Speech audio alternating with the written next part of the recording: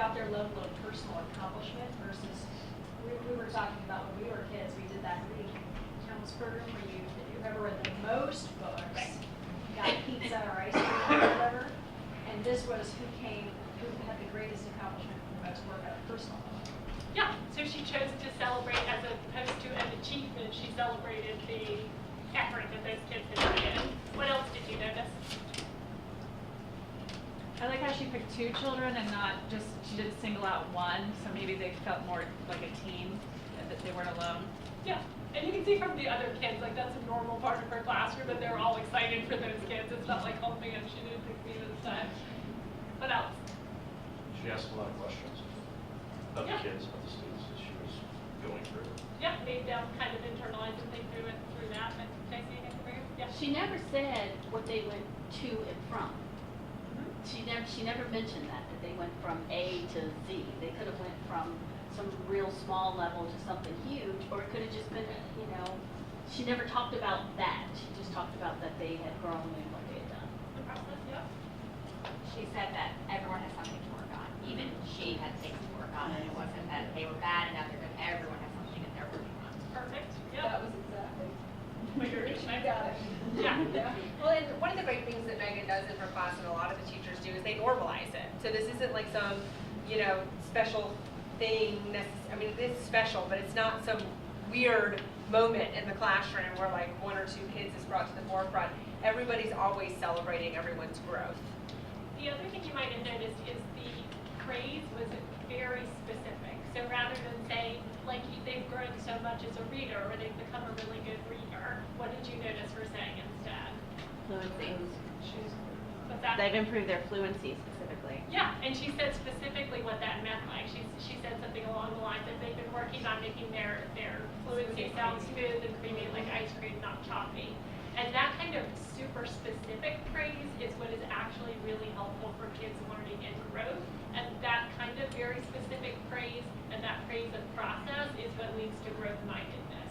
The praise on any talents, you're beautiful, you're smart, you're funny, you're an athlete, that's the kind of stuff that actually becomes very, very limiting for kids because they feel like if they mess up, then they lose their worth. Does that make sense?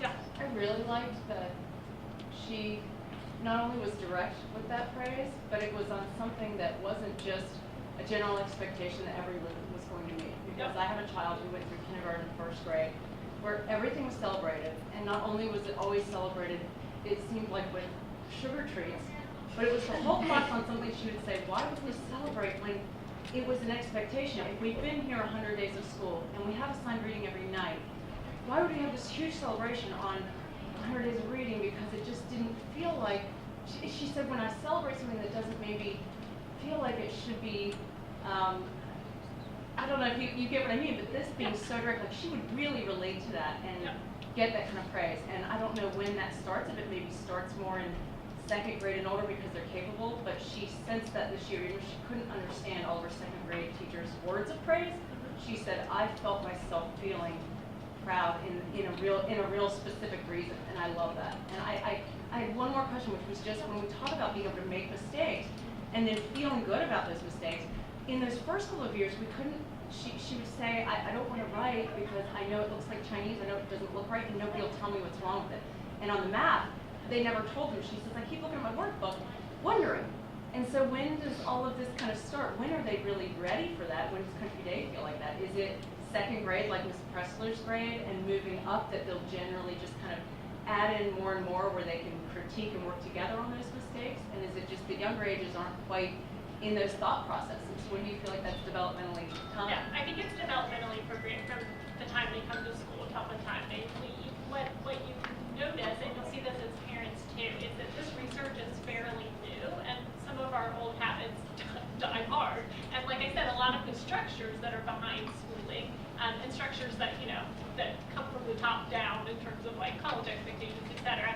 Sometimes they are built upon systems of sort of ranking and sorting kids that is not productive in helping grow growth-minded kids. So I think one of the things that we've been working on with faculty generally will continue to be a focus because, the funny thing about being a teacher is you have to be growth-minded because, you know, everything changes, kids change, curriculum changes, and there's so many different parts of your job that, you know, there's always areas where you need to grow. One area that we're focusing in on is that teacher language piece, because it's shown research-wise that the way you talk to kids, the way you respond to their mistakes and miscues, the way you set up the classroom on that front has a really big impact on their willingness to learn, their engagement in the learning, and ultimately their achievement.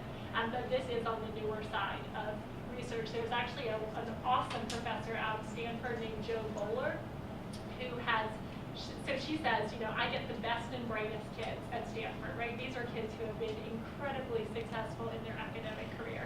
They come to Stanford, and she teaches freshman level math, and she said these kids across the board fall apart with math. And the reason is because they haven't been taught how to think, they haven't been taught how to make mistakes, they have this tremendous amount of fear placed on them around making mistakes, around not being perfect in classrooms, and that as teachers and as parents, we're sort of cultivating that level of fear, and then we're putting a lot of pressure on them to never mess up, to never make a mistake, and they can only get so far with that before they crumble. So I think this is on the newer side of the research, and something that a lot of teachers and schools are thinking about in terms of their practice. And you especially see it with kids who either have a natural tendency towards it or who have learned it, but kids with a perfectionist tendency, obviously they want to be perfect in everything. And so in the process of doing that, they avoid hard tasks, they avoid mistakes, they learn, and you see that a lot with kids who end up at Stanford, for example, like they are used to being the best of the best at everything. And then they hit a point where they're going to run into a wall somewhere, you know, whether it's in college, their jobs. At some point they will hit a wall, and are they going to be able to manage that disappointment or failure or just a general hardship that isn't necessarily a failure? Will they have the skills to do that? And that's something that we want to build in starting from, honestly, like the very earliest that we can get our hands on. Yeah, so this is just a list, and we'll send you this too, of things to avoid. And stuff that we say oftentimes as adults, like, oh, I can't do my taxes, or don't worry, honey, I wasn't good at math at your age either. Those kinds of things actually are telling kids, fix things that you're good at it, you're not good at it. And when you have this in the back of your brain, you will catch yourself doing it all the time. Like, that's what I said about in the beginning, how appalled I was at some of the stuff that comes out of my mouth when I'm like working with my little niece. I'm like, Adele, you know better. You shouldn't be saying like, oh my gosh, you read that by saying perfectly the first time. You have to be I should so be saying, like, conscious of it in the everything beginning. falls off. Yeah. Yes, it takes a lot of effort. So this is just that the general praise tends to backfire. If kids are praised often for things outside their control, they tend to stick with tasks for shorter amounts of time. It turns them off to learning. Their performance is actually lower. They get risk averse. And these are just two parental things. Avoid labeling other people like, oh, that child's just a klutz, or that child's just not good at basketball, or that kid's not a good reader. And lose the guilt. Like that you heard the coach say in that video that we often praise our kids to make sure that they feel good and that we feel good about the relationship. But they know that you love them. You tell them you love them all the time. They're not going to be any danger on that front. So don't feel guilty. Don't feel guilty when you make a mistake. And then if you go back one, just real quick, one of the things that is a really interesting TED Talk.